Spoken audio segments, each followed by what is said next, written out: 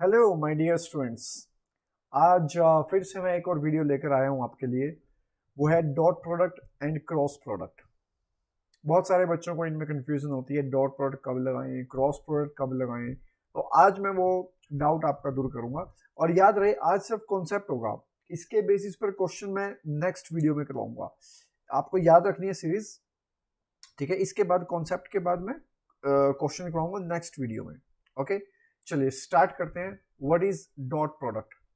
देखो, dot product का दूसरा नाम होता है स्केलर प्रोडक्ट। क्या होता है? Scalar product. कभी आपने सोचा है कि इनको डॉट प्रोडक्ट और स्केलर प्रोडक्ट क्यों बोलते हैं एक ही चीज को?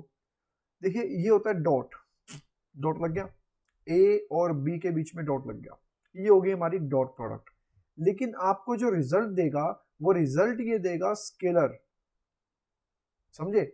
इसीलिए इसको स्केलर प्रोडक्ट भी बोलते हैं। यानी कि जब आप दो वेक्टर को लोगे और उनके बीच में डॉट प्रोडक्ट करवाओगे तो आपको एक कांस्टेंट ही मिलेगा। मतलब कोई ना कोई ऐसी वैल्यू मिलेगी, तो 5 मिलेगा या 6 मिलेगा उनको प्रोडक्ट को मल्टीप्लाई करके, ए और वेक्टर बी को वेक्टर को डॉट प्रोडक्ट करके। या तो आपको 5 मिलेगा, 6 मिलेगा, 7 मिलेगा, -2, -3, 0, इस तरीके की चीजें मिलती रहेंगी। तो उसको बोलते हैं स्केलर। ये जो वैल्यूज मिलेगी स्केलर होती है। तो इसीलिए डॉट प्रोडक्ट को हम कौन सा नाम भी बोलते हैं दूसरा? Scalar product. ठीक है, अब इसकी थोड़ी सी विजुअलाइजेशन कर देते हैं कि ये होता क्या है।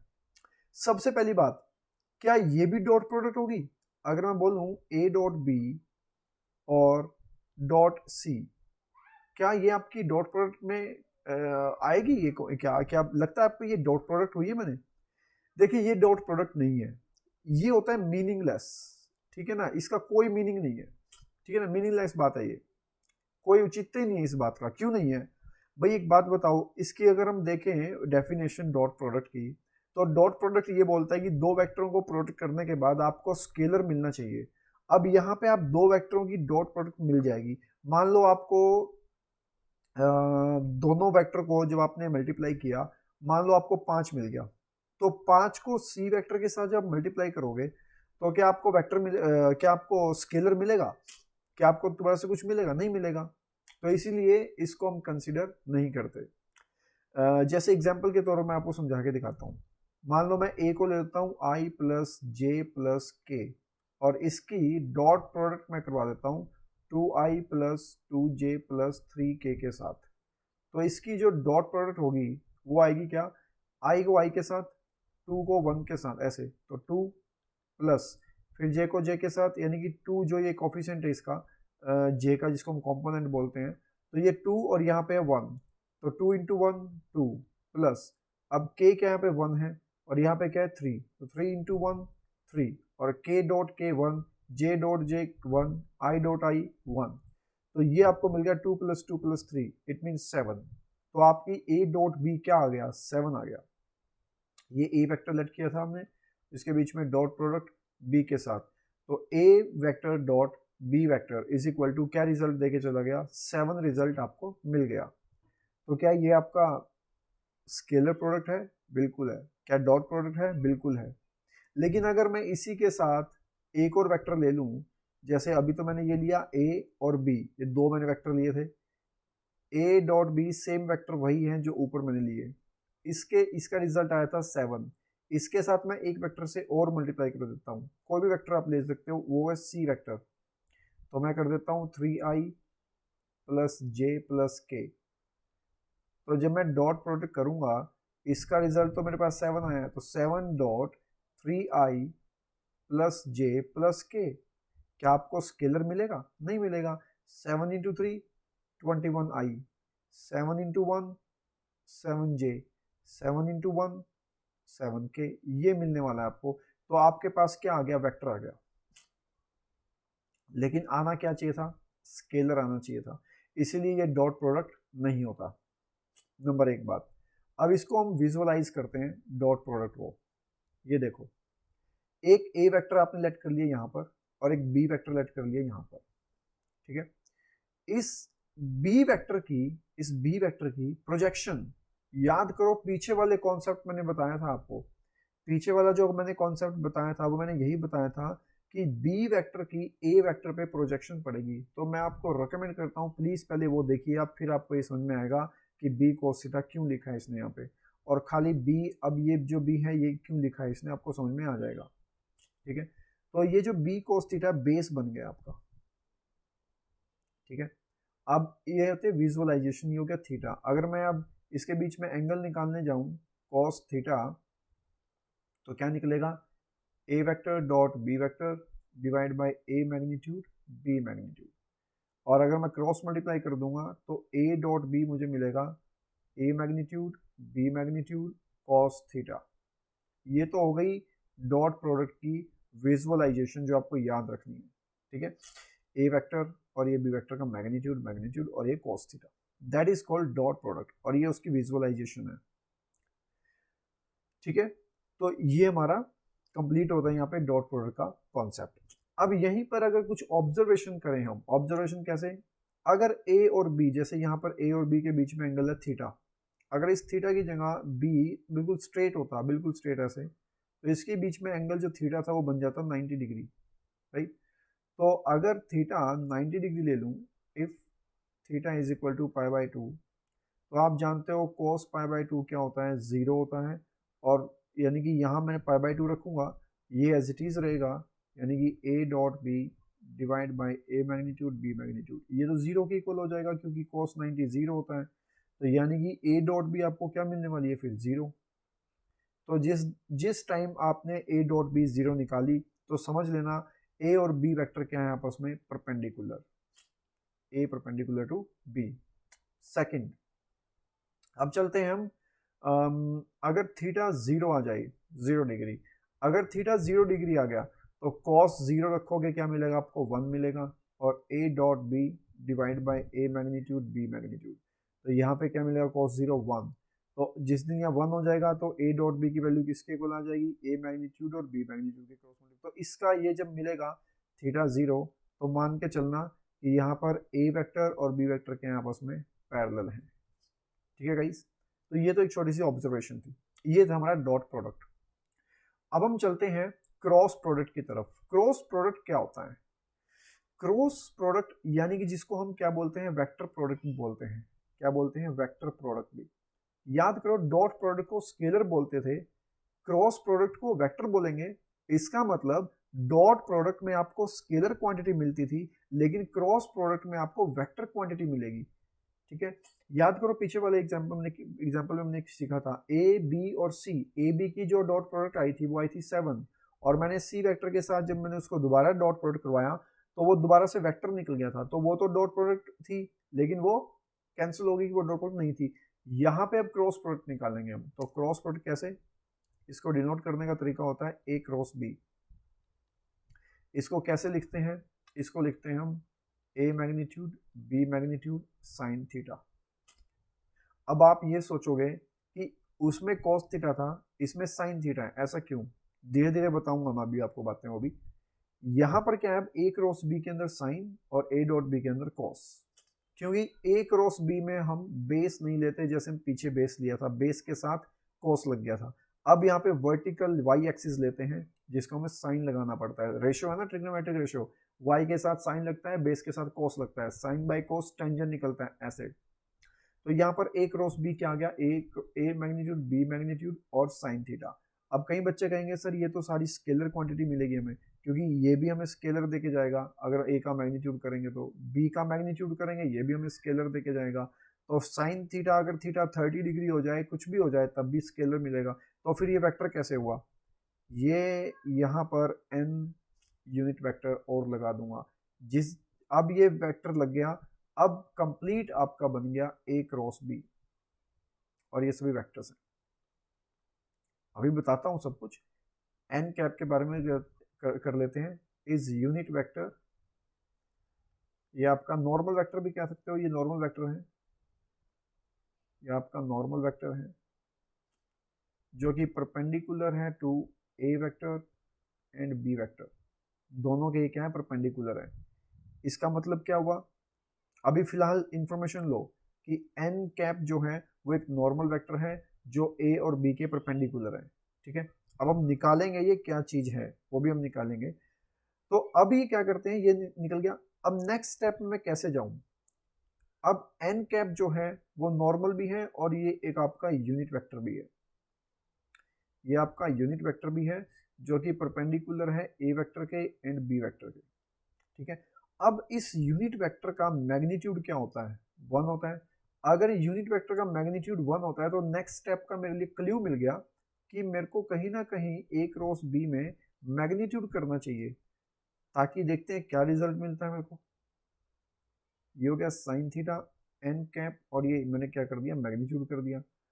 अब इसका मैग्नीट्यूड फिर से पॉजिटिव, इसका मैग्नीट्यूड फिर से पॉजिटिव, साइन थीटा का मैग्नीट्यूड फिर से पॉजिटिव, ये कांस्टेंट। पॉजिटिव क्यों आएगा साइन थीटा? क्योंकि बाहर मोड़ लगा हुआ है सबके। तो यानी कि ये सारी चीजें तो फिर से क्या मिलेगी मेरे को, पॉजिटिव, और क्या मिलेगी, कांस्टेंट मिलेगी। लेकिन जब ये मैग्नीट्यूड होगा इस यूनिट कैप का तो वो मुझे देगा 1। तो फिर ये खत्म हो जाएगा 1 लगाने के बाद, तो ये बचेगा खाली a magnitude B magnitude sine theta. तो यानी कि ए क्रॉस बी जो होता है उसका जो मैग्नीट्यूड होता है ए क्रॉस बी का, वो ये होता है। ये इक्वेशन 1, ये इक्वेशन 2। अब इक्वेशन 1 और 2 के अंदर हम क्या निकाल सकते हैं? हमें निकालना है एन कैप। अब मैं क्या करूं एन कैप निकालने के लिए? मुझे ए क्रॉस बी को ए क्रॉस बी के मैग्नीट्यूड से डिवाइड कर देना है। क्यों? क्योंकि यही एक पॉसिबिलिटी बनती है इक्वेशन 1 में और इक्वेशन 2 में एन कैप निकालने की। और जब मैं डिवाइड कर दूंगा तो a magnitude B magnitude sine theta, a magnitude B magnitude sine theta cancel हो जाएंगे और एन कैप बचेगा। तो कर देते हैं a cross B divide by A cross B का मैग्नीट्यूड, ये सब कैंसिल हो जाएंगे, ये पार्ट भी और ये पार्ट भी सारा का सारा कैंसिल हो जाएगा। बचेगा क्या? सिर्फ एन कैप। आई होप कि आपको समझ में आ गया हो। 1 इक्वेशन को डिवाइड कर दो 2 इक्वेशन के साथ तो सिर्फ एन कैप ही बचेगा आपके पास, ये वाला एन कैप। अब ये बच गया एन कैप। अब देखो जरा, एन कैप के बारे में मैंने पहले ही बता चुका हूँ, ये एक यूनिट वेक्टर है जो ए और बी के परपेंडिकुलर है। एंड अभी बता देंगे, वो सब कुछ आपको क्लियर होगा। अब ये वैल्यू बन गई इसकी A cross B divide by A cross B का मैग्नीट्यूड। अब ए क्रॉस बी का मैग्नीट्यूड भी क्या देगा? कांस्टेंट देगा। तो मैं A cross B divide by इसको लेट कर लेता हूँ लैम्डा। तो ये जो बनेगा मेरे पास एन वेक्टर जो निकल के आएगा, अब एन वेक्टर मेरे पास निकल के आएगा ए क्रॉस बी, और जो ये 1 अपॉन लैम्डा है इसको मैं थोड़ी देर के लिए के लेट कर लेता हूँ। तो मेरे पास एन नॉर्मल वेक्टर यानी कि यूनिट वेक्टर आ गया जो परपेंडिकुलर है ए के बी और बी के बी। तो यानी कि जो ये नॉर्मल वेक्टर आया आपका यूनिट वेक्टर जो आया, यही ए क्रॉस बी है। अब इसकी विजुअलाइजेशन सीखते हैं, क्या है ये। देखिए विजुअलाइजेशन अगर हम देखें क्रॉस प्रोडक्ट की तो वो ये बनेगी कि ये ए वेक्टर है, यहाँ पर आप देख पा रहे होंगे, यहाँ पे ए वेक्टर यहाँ पे, और ये है आपका बी वेक्टर। अब ए वेक्टर बी वेक्टर के बिल्कुल परपेंडिकुलर एक नॉर्मल खींचा गया है। ये हो गया आपका ए वेक्टर, ये आपका बी वेक्टर, ए वेक्टर बी वेक्टर, इसका बिल्कुल नॉर्मल यहां से खींचा गया। इसको हम बोल देंगे क्या? N cap. यही आपको क्या देके जाएगा? ए क्रॉस बी देके जाएगा। यही आपको ए क्रॉस बी देगा। ये कैसे हो सकता है अभी बताता हूं। देखो मैंने कहा ना, बिना डेमोन्स्ट्रेशन के मैथमेटिक्स नहीं होता है कुछ भी, तो मैं डेमो हमेशा ही देता रहूंगा डेमोन्स्ट्रेशन। देखिए ये ए है, ये बी है, या ये ए लगा लो, ये बी लगा लो। इस ए के बीच में एक क्या है अपना छोटा सा एंगल थीटा, ये थीटा है। तो मुझे कोई बताएगा ए डॉट बी कर दूं, अभी तक मेरे पास सिर्फ 2 वेक्टर हैं, ए वेक्टर बी वेक्टर, बीच में थीटा। तो मैं कह सकता हूं A dot B is equal to A magnitude B magnitude cos theta. ये तो हो गया हमारा इस तरीके से। लेकिन अगर मैं तीसरा वेक्टर ले लूंगा अभी और ए क्रॉस लगाने की कोशिश करूंगा, तो इन दोनों वेक्टर के परपेंडिकुलर देखो एक और वेक्टर खींच दूंगा ऐसे में, ये देखो ऐसे। तो अब ये क्या बन गया आपका? अब देखो गाइस ये क्या बन गया आपका? अब ये ए क्रॉस बी बन गया। क्या बना ए क्रॉस बी?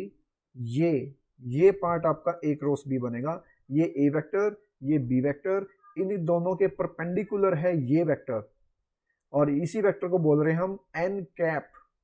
यही आपका A cross B. I hope कि आपको समझ में आ गया हो। A vector B vector, A और बी के दोनों के परपेंडिकुलर आपका ए क्रॉस बी। आ गया समझ में? इसीलिए इसको बोलते हैं N cap is equal to A cross B. या फिर इसको याद रखने का तरीका है, ये जो राइट हैंड मैंने रूल बनाया हुआ है यहाँ पे इस तरीके से, तो हमेशा आपको याद होनी चाहिए कि इस तरीके से दो वेक्टर होते हैं, ये दो, इसके बिल्कुल ये जो डायरेक्शन बताता है करंट की, कई बार फिजिक्स वाले बच्चे जरूर समझेंगे इसको, तो वही आपका यूनिट वेक्टर होता है। ठीक है, ये इस तरीके से आपका ए क्रॉस बी है, ये ए है, ये बी है, इन दोनों के बीच में क्रॉस प्रोडक्ट यहाँ दिखाई देगी। ओके गाइस, तो ये कॉन्सेप्ट हमारा ए क्रॉस बी का। अब ए क्रॉस बी को जनरलाइजेशन फॉर्म क्या होती है इसकी, कैसे रिप्रेजेंट करते हैं हम, आई जे के, और यहाँ पे ए वेक्टर के कंपोनेंट, यहाँ पे बी वेक्टर के कंपोनेंट। एग्जांपल के तौर पे समझा देता हूँ, एक वेक्टर ले लेता हूँ मैं, A is equal to 2i plus 3j plus K, और बी वेक्टर ले लेता हूँ मैं i plus J plus K, और मेरे को करवाना है ए क्रॉस बी, तो ए क्रॉस बी होगा मेरा आई जे के, क्योंकि ए क्रॉस बी तो वेक्टर ही निकलेगा ना, तो इसीलिए आई जे के। यहाँ पे ए वेक्टर के कंपोनेंट 2 3 1 2 3 1, बी वेक्टर के कंपोनेंट 1 1 1, इनका सबका डिटर्मिनेंट कर दो। आई ये छोड़ दो, ये छोड़ दो, 3 माइनस 1 सबको आता ही होगा डिटर्मिनेंट करना, माइनस जे ये छोड़ दो, ये छोड़ दो, 2 माइनस 1 1 प्लस के ये छोड़ दो, ये छोड़ दो, 2 माइनस 3 माइनस 1, तो ये आपका क्रॉस प्रोडक्ट आ गया, और जिसका रिजल्ट है 2i माइनस जे माइनस के, ये आपका ए क्रॉस बी, जो कि वेक्टर के फॉर्म में आ गया, इसीलिए इसको क्या बोलते हैं, वेक्टर प्रोडक्ट भी बोलते हैं। आई होप कि आपको ए क्रॉस बी और ए डॉट बी में अब फर्क समझ में आ गया होगा। एक लास्ट बात और लिख देता हूं कि A cross B is perpendicular to A vector and B vector. जिस जिसके बीच में क्रॉस होगा वो पूरा का पूरा ए क्रॉस बी परपेंडिकुलर होगा ए एंड बी के। क्यों? क्योंकि जो ये ए क्रॉस बी है ये तो आपका एन कैप बन गया था ना, तो N cap is perpendicular to A and B, तो वही बात मैंने ए क्रॉस बी के लिए बोल दी, वही बात मैंने एन के लिए बोल दी। अब आप कहोगे के कहाँ पे चला गया, के तो यार कांस्टेंट है, के आपका 1 भी हो सकता है, 2 भी हो सकता है, 3 भी हो सकता है, के आपका कांस्टेंट है, कांस्टेंट को बाहर ही रखें तो अच्छा है। ठीक है, तो ये हो गया हमारा ए क्रॉस बी निकालने का मेथड।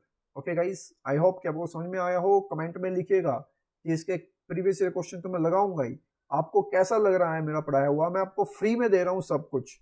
ठीक है, जो मैं अपनी लाइव क्लासेस में देता हूँ वो मैं आपको यहाँ दे रहा हूँ। ठीक है, तो आप मान के चलिए आपके लिए ही ये यूट्यूब चैनल बना है, और आपको मैं कॉन्सेप्ट दूंगा, बिल्कुल प्योर कॉन्सेप्ट यहाँ से सीखने हैं।